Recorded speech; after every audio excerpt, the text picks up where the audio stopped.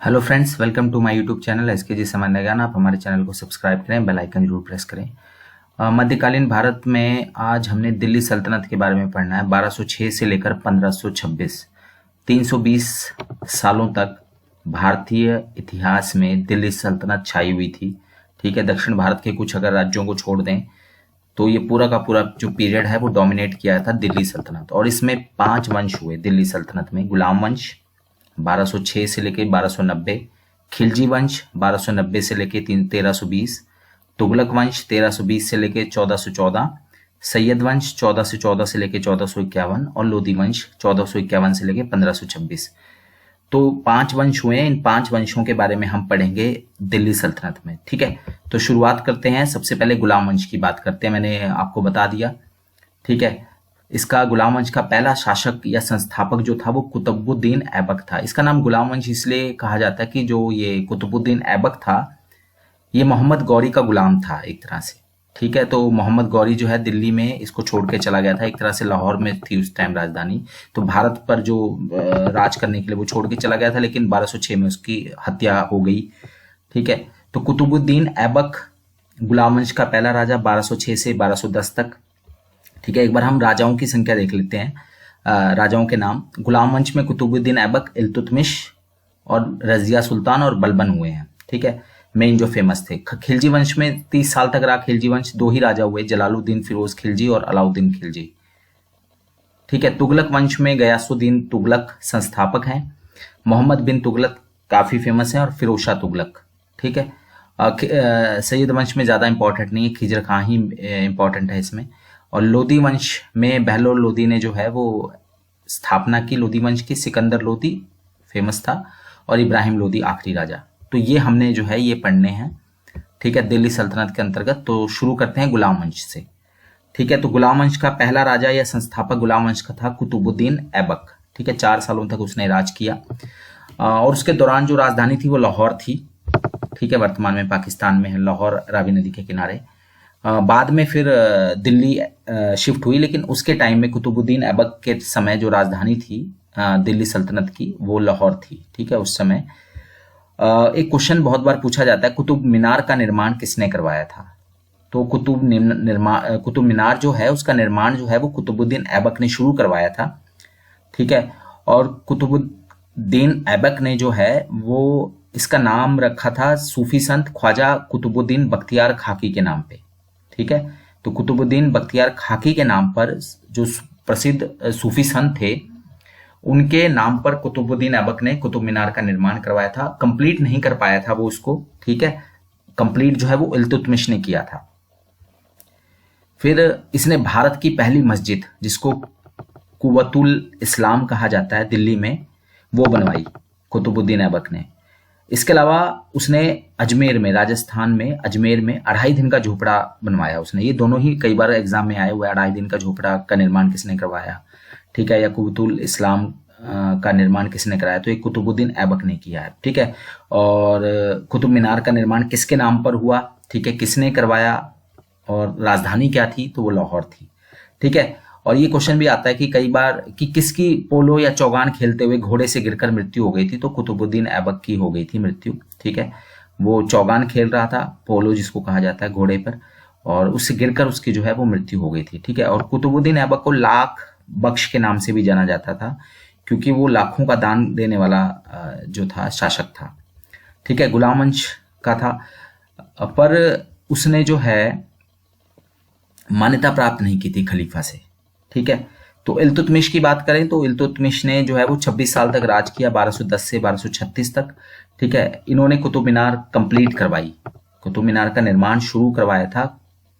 ठीक है, कुतुबुद्दीन ऐबक ने, लेकिन उसको कंप्लीट करवाने का श्रेय जो जाता है 5वीं मंजिल और 4थी या 5वीं मंजिल जो भी है वो इल्तुतमिश को जाता है। ठीक है, कुछ प्रणालियां हैं जो इल्तुतमिश ने शुरू की, जिसमें से एक प्रणाली है एकता प्रणाली। ठीक है, एकता व्यवस्था जो है, कई बार एग्जाम में क्वेश्चन आता है कि एकता प्रणाली जो है वो किसने शुरू की थी?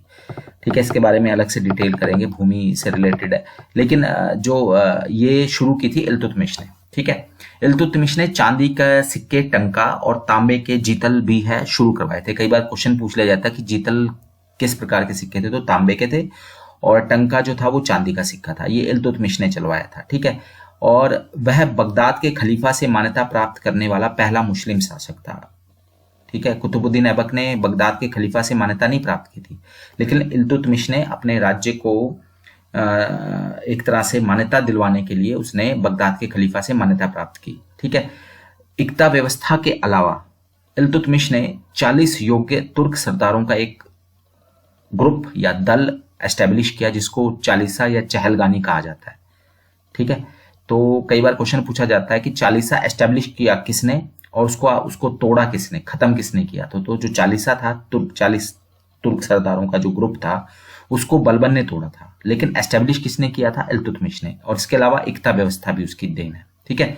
और इल्तुतमिश ने जो कुतुबुद्दीन ऐबक के टाइम में राजधानी जो लाहौर थी, उसने उसको शिफ्ट करके दिल्ली में जो है एस्टेब्लिश कर दिया, ठीक है।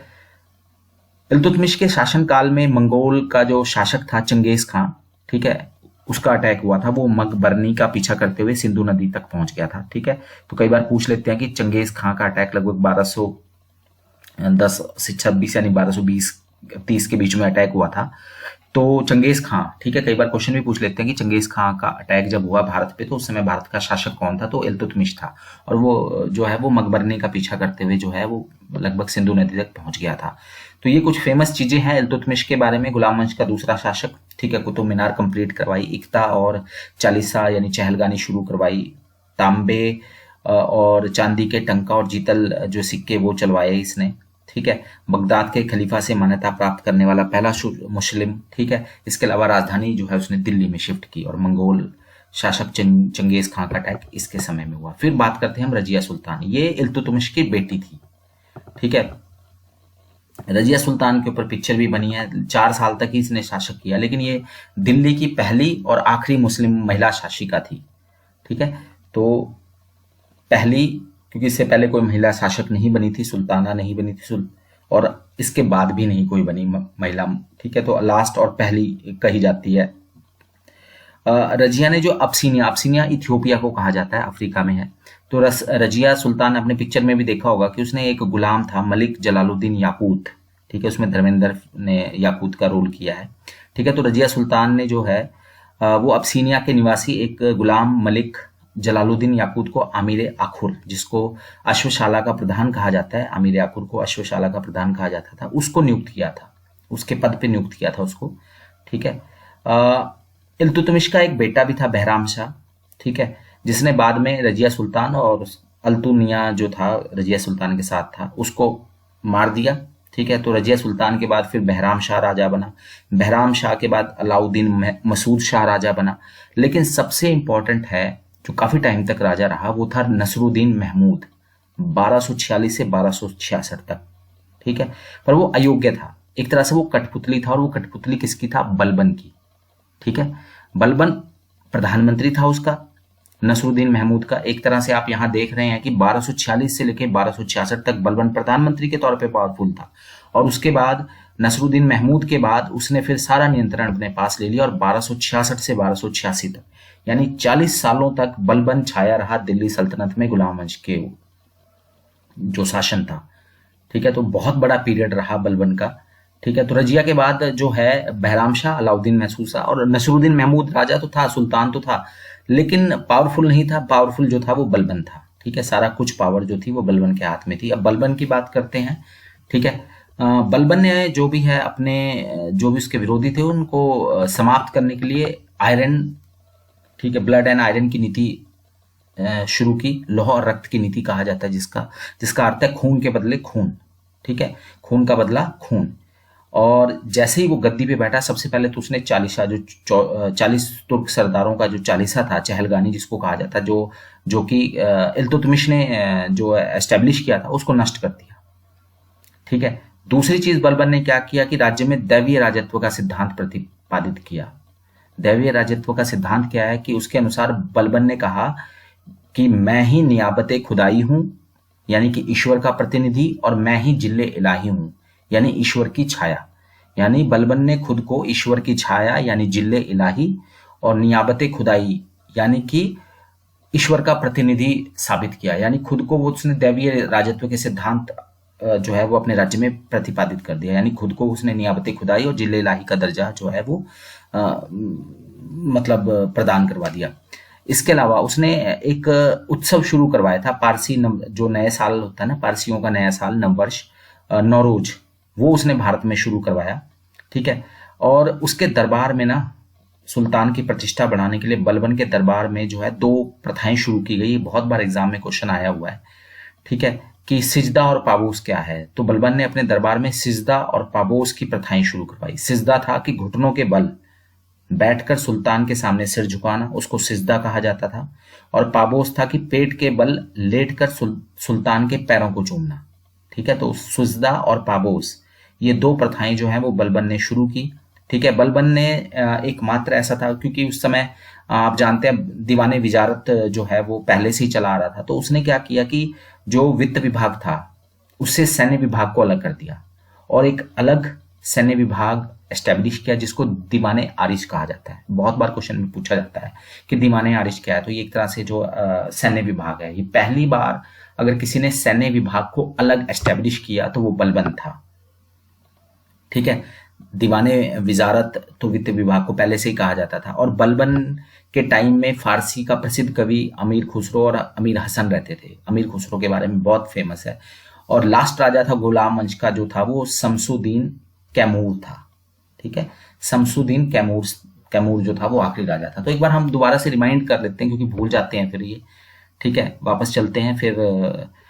दिल्ली सल्तनत के 5 वंश, गुलाम वंश 1206 से 1290 तक, खिलजी आएगा, तुगलक है, सैयद है, लोदी है। ठीक है, हम पढ़ रहे थे गुलाम वंश के शासकों के बारे में। कुतुबुद्दीन ऐबक एस्टेब्लिश किया उसने। ठीक है, एक तरह से गुलाम था वो। ठीक है, मोहम्मद गौरी का, ठीक है, 1192 का जो वार हुआ था उसमें मोहम्मद गौरी जीता था और एक तरह से उसने रास्ता जो है बना दिया था। ठीक है, कुतुबुद्दीन ऐबक की राजधानी लाहौर थी। ठीक है, कुतुब मीनार बनवाया, पहली मस्जिद बनवाई, 2.5 दिन का झोपड़ा बनवाया अजमेर में। पोलो खेलते हुए उसकी मृत्यु हो गई। ठीक है, लाख पक्ष के नाम से जाना जाता था। इल्तुतमिश ने कुतुब मीनार कंप्लीट करवाई, इक्ता और चहलगानी या चालीसा प्रथा शुरू करवाई। ठीक है, टंका और जीतल चलवाए। ठीक है, खलीफा से मान्यता प्राप्त करने वाला पहला मुस्लिम था और राजधानी अपनी दिल्ली एस्टेब्लिश की। ठीक है, उसके टाइम में चंगेज खान ने अटैक किया। रजिया सुल्तान पहली और आखिरी मुस्लिम शासिका थी। अबसीनिया के गुलाम याकूत को उसने मतलब नियुक्त किया हुआ था अश्वशाला का प्रधान, अमीर याकुर। ठीक है, उसकी हत्या के बाद जो है वो फिर बहराम शाह अलाउद्दीन मसूद शाह जो है वो राजा बने। बहराम शाह ने ही उसकी हत्या की थी, वो भी एक तरह से उसका भाई था। ठीक है, नसरुद्दीन महमूद राजा बना, अयोग्य था। बलबन उस प्रधानमंत्री था उस समय। बलबन जब आया तो उसने लाहौर रक्त की नीति अपनाई। ठीक है, चालीसा समाप्त कर दिया। ठीक है, राज्य में दैवीय सिद्धांत लागू किया, खुद को नियाबत खुदाई और जिले इलाही का दर्जा दिलवाया। ठीक है, पारसी नववर्ष नौरोज शुरू करवाया था। ठीक है, सिजदा और पाबोस की प्रथा चलाई। ठीक है, और दीवाने आरिज यानी सैन्य विभाग एस्टेब्लिश किया और उसके टाइम में अमीर खुसरो जो है वो रहा करते थे। एक और वंश हम पढ़ लेते हैं, वो है खिलजी। ठीक है, खिलजी पढ़ना हमारे को ज्यादा बड़ा नहीं है। खिलजी सिर्फ 2 ही राजाओं का टाइम है। ठीक है, 1290 से 1320 तक 6 साल जो है वो आपका क्या बोलते हैं जलालुद्दीन फिरोज खिलजी थे। ठीक है, और अलाउद्दीन खिलजी, बाकी छोटे मोटे राजा थे। ठीक है, वो इतना इंपॉर्टेंट नहीं है। ठीक है, जलालुद्दीन फिरोज खिलजी गुलाम वंश के शासन को समाप्त कर 13 जून 1290 को जलालुद्दीन फिरोज खिलजी ने खिलजी वंश की स्थापना की। यानी गुलाम वंश का जो लास्ट राजा था शमसुद्दीन कैमूर, ठीक है, उसको हटाकर जलालुद्दीन फिरोज खिलजी ने खिलजी वंश एस्टेब्लिश किया दिल्ली सल्तनत के अंतर्गत और अपनी राजधानी को किलो खरीब में जो है वो एस्टेब्लिश किया। ठीक है, दिल्ली सल्तनत का वो पहला राजा था जलालुद्दीन फिरोज खिलजी जिसने हिंदू जनता के प्रति उदार दृष्टिकोण अपनाया। ठीक है, जलालुद्दीन फिरोज खिलजी पहला शासक था जिसने हिंदू जनता के प्रति उदार दृष्टिकोण अपनाया। उसका भतीजा था, जलालुद्दीन फिरोज खिलजी का भतीजा था अलाउद्दीन खिलजी। ठीक है, उसने दक्षिण भारत में जो देवगिरी थी उसके यादव राजा को हराकर बहुत सारा धन अर्जित किया। ठीक है, और लास्ट में उसने धोखे से अपने चाचा की जो है वो हत्या करवा दी जलालुद्दीन फिरोज खिलजी ने। ठीक है, तो जलालुद्दीन फिरोज खिलजी को मारा किसके? उसके अपने भतीजे अलाउद्दीन खिलजी ने मारा। आपने फिल्म भी देखी है पद्मावत। ठीक है, अलाउद्दीन खिलजी का रोल किया था रणवीर सिंह ने। तो सुल्तान के भतीजे जो थे अलाउद्दीन खिलजी, दक्षिण भारत में देवगिरी से उसको खूब धन प्राप्त हुआ यादव राजा को हरा के, और यहां से वो पावरफुल हो गया और उसने अपने चाचा की हत्या करवा के, और अलाउद्दीन खिलजी जो है वो 1296 में फिर दिल्ली सल्तनत का सुल्तान बना। और ये पहला ऐसा सुल्तान था जिसने दक्षिण भारत में विजय पताका फहराई। ठीक है, कई बार क्वेश्चन आता है कि दक्षिण भारत में विजय पताका फहराने वाला दिल्ली का पहला सुल्तान कौन था, तो वो अलाउद्दीन खिलजी था। एक चीज और बता दूं मैं अलाउद्दीन खिलजी के बारे में, इतिहास में दो ऐसे शासक हैं जो बिल्कुल अनपढ़ थे। उसमें एक था अलाउद्दीन खिलजी, दूसरा था अकबर। उन्होंने कोई स्कूली शिक्षा प्राप्त नहीं की थी, लेकिन वो बहुत महान शासक हुए। अलाउद्दीन खिलजी के तो कई ऐसे काम हैं जो आज भी चल रहे हैं, चाहे वो कोर्ट है, चाहे वो पटवार खाने हैं। ठीक है, और अकबर के टाइम में जो टोडरमल ने किया, ठीक है, टोडरमल को तो आप पढ़ेंगे अगर जो रेवेन्यू डिपार्टमेंट, तो वहां से आपको टोडरमल के बारे में पता लगेगा। कोई भी रेवेन्यू डिपार्टमेंट का आदमी, चाहे वो पटवारी है, कानून गो है, नायब तहसीलदार, वो इसके बारे में आपको बता देगा। ठीक है, तो अलाउद्दीन खिलजी दिल्ली सल्तनत का पहला सुल्तान था जिसने दक्षिण भारत में विजय पताका फहराई। दक्षिण भारत अभियान में जो उसने विजय पताका फहराई, उसमें उसके साथ दिया था मलिक काफूर। ठीक है, उसको 1000 दिनारी कहा जाता था क्योंकि अलाउद्दीन खिलजी ने उसको गुजरात से 1000 दिनार में खरीदा था। ठीक है, तो इसलिए उसको 1000 दिनारी भी कहा जाता था, मलिक काफूर को। ठीक है, अलाउद्दीन खिलजी ने क्या क्या बनवाया? अलाई दरवाजा बनवाया उसने, हौज खास बनवाया, सीरी फोर्ट बनवाए, दिल्ली में आप देख सकते हैं जमात खाना मस्जिद का निर्माण करवाया। और अलाउद्दीन खिलजी ने अपनी राजधानी जो थी वो सीरी रखी थी। ठीक है, अलाउद्दीन खिलजी को ना दूसरा सिकंदर भी कहा जाता है, द्वितीय सिकंदर, ये इंपॉर्टेंट है। और वो पहला शासक था जिसने पहली बार, डिपार्टमेंट तो अलग बलबन ने करवाया सेना का, लेकिन एक परमानेंट सेना जो है वो गठित किसने की? अलाउद्दीन खिलजी ने। और उनको तनख्वाह देने का काम, नगद वेतन देने का काम जो है सैनिकों को शुरू किया अलाउद्दीन खिलजी ने। इससे पहले कोई तनख्वाह या परमानेंट सेना नहीं रखता था। ठीक है, तो अलाउद्दीन खिलजी वो पहला शासक था जिसने स्थायी सेना रखी, सैनिकों को नगद वेतन देना शुरू किया। और उसने घोड़े, क्योंकि कई बार क्या होता था कि घोड़ों की जगह खच्चरों को लड़ाई पे बुला लिया जाता था। ठीक है, तो उसने पहली बार घोड़ों को दागने की प्रथा शुरू की और सैनिकों का हुलिया प्रणाली शुरू की। क्या होता था कि सैनिक जब लड़ाई होती थी तो घोड़ों की जगह खच्चर ला देते थे और सैनिकों की जगह कोई भी, जैसे ऐसे किसान वगैरह भेज देते थे। तो उसने सैनिकों का पूरा बायोडाटा, हुलिया वगैरह जो है वो प्रणाली शुरू की। तो कई बार एक भी क्वेश्चन पूछा जाता है, दागने की और हुलिया प्रणाली किसने शुरू की? तो वो अलाउद्दीन खिलजी ने शुरू की। ठीक है, सैनिकों को नगद वेतन और एक परमानेंट सेना किसने एस्टेब्लिश की? वो भी अलाउद्दीन खिलजी ने की। द्वितीय सिकंदर किसको कहा जाता है? अलाउद्दीन खिलजी को कहा जाता है। ठीक है, मलिक काफूर के बारे में, दक्षिण भारत का पहला जो दिल्ली सल्तनत का राजा जिसने दक्षिण भारत को जीता वो अलाउद्दीन खिलजी था। ठीक है, इसके अलावा अलाउद्दीन ने सभी बाजार जो व्यवस्था है ना वो एस्टेब्लिश की।